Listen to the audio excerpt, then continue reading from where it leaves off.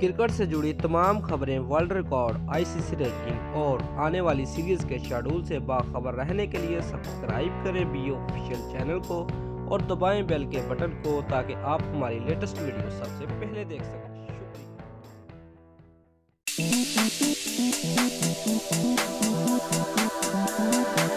Viewers, दौरा Ireland और England में अपनी बैटिंग बॉलिंग का कारकर्दगी से सबको मुतासर करने वाले पाकिस्तानी ऑलराउंडर शादाब खान को आने वाली सीरीज में बड़ी जिम्मेदारी देने का फैसला किया जा रहा है, जिन्हें टी20 और वनडे मैचों के बाद मुस्तकिल बुनियादों पर तवील फॉर्मेट खिलाकर बॉलिंग ऑलराउंडर का दर्जा दिया जाएगा।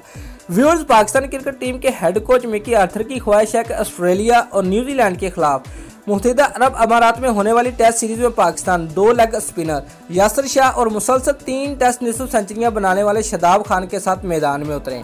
व्यूअर्स, अपने ताज़ा इंटरव्यू में पाकिस्तानी हेड कोच ने कहा कि फ़हीम और शादाब की मौजूदगी में पाकिस्तानी बैटिंग को इजाफी सहारा मिला है। इंग्लैंड का दौरा दोनों के लिए बहुत अहम था, अब टेल अंडर्स भी रन बना सकते हैं। पाकिस्तान इन दोनों की मौजूदगी में 6 बैट्समैन खिलाने का चांस ले सकता है। हम शादाब को वो रोल देना चाहते हैं जो इंग्लिश टीम में बेन स्टोक के पास है।